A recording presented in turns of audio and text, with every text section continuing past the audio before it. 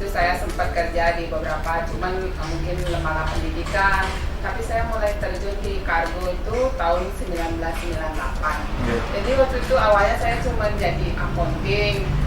Tapi dari diri saya kok kayaknya kerjaan di belakang komputer tuh begitu-begitu saja gitu. Tadi habis 99 itu saya bilang sama ownernya waktu itu, boleh nggak Pak saya jadi marketing gitu. Jadi dengan senang hati waktu itu bosnya bilang, boleh sekali gitu. Jadi saya nekat tuh, modal nekat, bahasa Inggris nggak bisa. Jadi saya nekat jadi namanya marketing kargo kan harus pergi kayak ke Kuto gitu. Saya harus pergi ke asok-asok itu menawarkan. Cuman jadi saya nawarin jasa lah. Mereka belum lihat apa-apa saya, skillnya saya apa.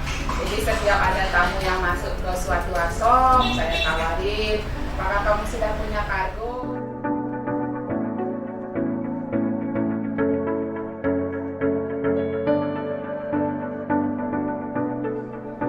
Oh, itu saya nggak perlu waktu lama. Jadi saya ada relasi juga. Karena ada relasi itu namanya, saya ingat namanya Wibit, itu dia ya nanti tak bantuin kamu jelasin gitu. Jadi saya tambah semangat gitu menekunin dunia marketing itu.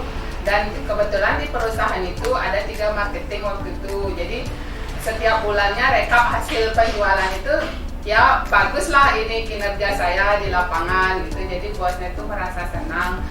Terus setelah itu 1 tahun aja di sana ada seseorang yang menawarkan saya untuk mengelola kargo di Nusa Dua, di depan peragian Nusa Dua, namanya Bali Pramasta. Saya dari di sana tuh dari nol, jadi dari Bali Pramasta itu sudah kayak punya sendiri gitu. Jadi dari nyari tamu, jadi gimana saya nyari uang untuk menggaji anak 6 itu. Jadi saya beli alat-alat meja, alat-alat tulis itu semua. Jadi saya sempat bingung sih waktu itu. Saya dapat proyek di Australia besar waktu itu, resort di Australia. Saya kerja dari jam 8 pagi sampai jam 3 pagi untuk menyelesaikan proyek resort itu. Hampir 6 hari itu saya pulang, rumah saya aslinya kan di Kerobokan. Ya di Kerobokan, jadi saya dari Kerobokan ke Nusa Dua itu tiap hari. Jadi pulang berangkat jam 8, jam 3 gitu baru pulang. Habis dari situ banyak entah siapa yang menginformasikan semua nomor telepon saya ke orang saya nggak pernah tahu. Banyak orang yang telepon gitu, Bu, ibu kerja sama saya, Bu, ibu kerja sama saya, tapi saya belum tahu itu orangnya siapa gitu. Akhirnya saya jatuh pada 3 pilihan waktu itu. Akhirnya saya memutuskan kerja di salah satu kargo di Sanur, namanya Sakta 5 ya 2 Februari 2003. Jadi dari sana saya memang start merintis karir benar-benar dari nol. Jadi begitu saya marketing, dimarahin orang, saya datang lagi udah benar-benar berjuang, sering dimarahin itu sama istrinya, kamu ngapain kamu sini, saya udah punya kargo, tapi tetap saya ke sana akhirnya mereka dulu tapi kasih shipment. Akhirnya dari sana lah mulai start itu perusahaan itu bangkit. Tempat saya kerja di sana bangkit. Bisa pas sewa tempat yang ownernya merasa senang. Waktu itu masih zaman-zamannya kuota itu. Pokoknya saya nggak pernah kenal waktu kerja gitu. Udah kayak milik sendiri. Selalu tamunya nanya, are you owner? No, I'm still working. Oh, are you sure? Selalu tamunya nanya gitu karena dia melihat kita serius lah kerja. Jadi memang kalau di kargo itu karena kita harus ngejar schedule kan, kita kalau memang schedule-nya mepet kita harus lembur gitu. Terus akhirnya waktu itu dari 2003 kan mulai bagus. Nah 2007 saya 8 tahun ya jadinya di 8 tahun belum berani, semua kamu try. Akhirnya saya coba untuk, saya bilang untuk punya uang, jadi saya coba untuk merintis ini di karya ini 2010. Akhirnya sekarang 10 tahun ya, perusahaan belum sih besar, masih kecil tapi berkembang lah. Jadi saya nggak punya apa-apa ya, artinya bisa bisa memiliki, ngajak anak-anak, beli sarana. Ya saya syukuri sampai hari ini masih bisa berjalan.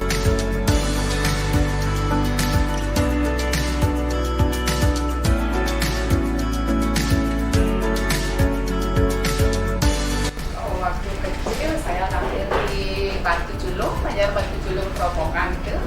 Saya bersaudara 6 orang. Jadi saya anak nomor 3. Anak nomor 3 dari 6 bersaudara, laki cuma 1. Jadi ceweknya ada 5.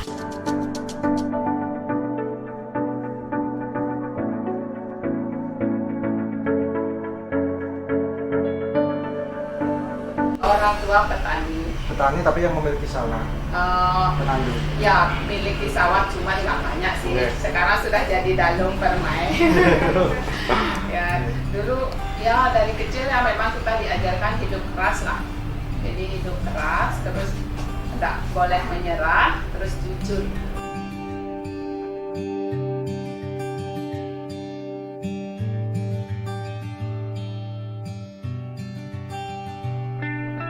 Kalau dulu saya kebetulan saya waktu SD aja, SD sama SMP aja saya sama orang tua.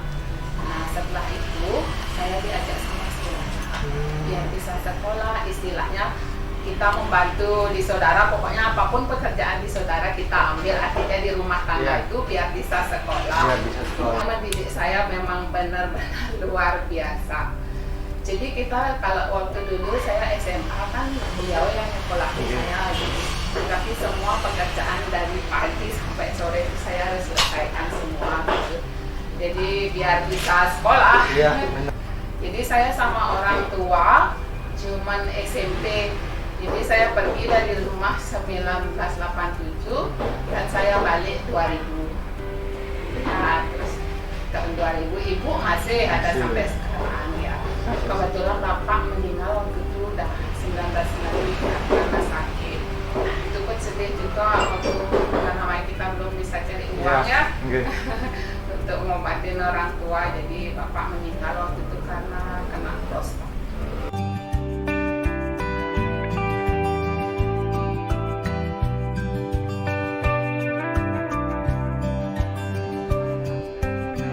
Mereka kan masih masa-masa SMA ini masih kayak sulit lah, artinya belum bisa kita mengarahkan mereka sekarang ya. Ya pengennya saya sih ya dia biar bisa juga nanti artinya meneruskan gitu, entah nanti yang cewek atau yang cowok sih masih berusaha sering kita ajak ngobrol, bilang kalau ikut bantu-bantu ke kantor, ikut barang apa, jadi dia biar bisa mengenal lapangan karena saya selalu bilang nggak ada yang gampang.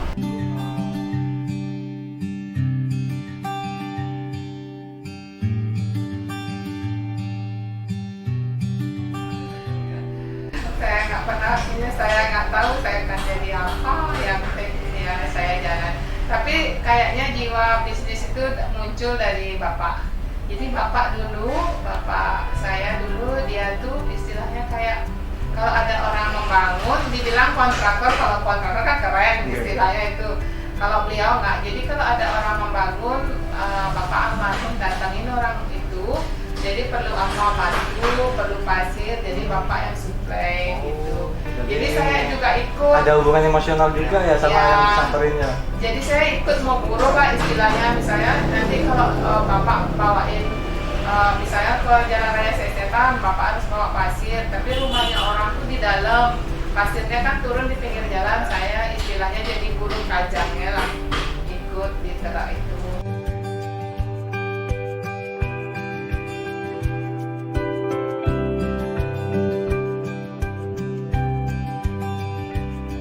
Banget ya, nggak bisa artinya lihat orang tua tuh bahagia, jadi beliau belum sempat lihat anak-anaknya, satu pun beliau nggak sempat lihat anak-anaknya nikah. Karena sudah sakit dulu saya masih sama orang, kakak sama adik saya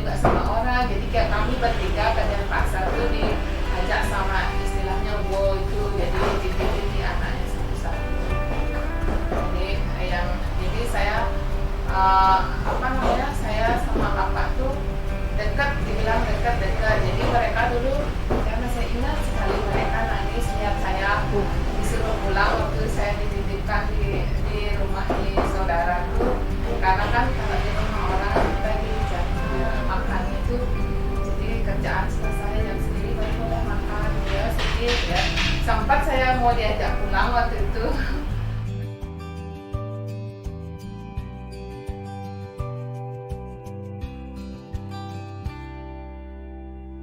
Anak-anak ini semua mungkin sekarang kalian lihat sudah ada, jadi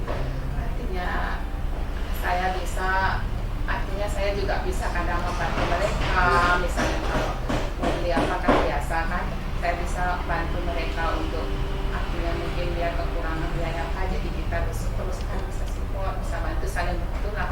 Tapi saya selalu bilang artinya di dalam bekerja itu kejujuran nomor satu kan, kejujuran ya. Jadi dari saya pengalaman kerja itu mungkin saya pikir, jadi mungkin kalau dulu saya nggak jujur, saya kaya dulu gitu, dari merintis dari nol lalu terjun di, saya bilang di pertama kali kan tulis itu, karena saya itu memang benar-benar handle kamu besar, deal sendiri, ini sendiri, tapi saya yakin dengan kejujuran saya melihat artinya pahala yang saya dapatkan, artinya ini mungkin pahala gitu. Jadi kayak sekarang modelnya, jadi saya marketing misalnya di Australia, saya punya tamu satu, tamu bisnis, mereka yang marketingin saya sekarang gitu. Jadi mereka, kamu kalau bisnis ke Bali cari orang ini gitu. Jadi sering sekali saya dapat kayak kadang mereka bawa note, tadi saya dapat kamu dari ini. Jadi istilahnya refund lah selalu sekarang. Mungkin dengan kejujuran yang kita pelihara selama ini ya, mereka menilainya positif banget. Jadi mereka merekomendasikan kita ke teman-temannya. Jadi artinya dengan masalah-masalah uang apapun mereka tidak pernah masalah. Jadi bahkan kita yang sekarang pernah dibohongin sama kamu. Itu sih pesan-pesan kami untuk ayah, anak-anak yang sekarang, artinya biar mereka bisa, artinya kalau mau memiliki barang yang bagus, usaha dulu atau menabung, nggak bisa semuanya itu didapat dengan instan.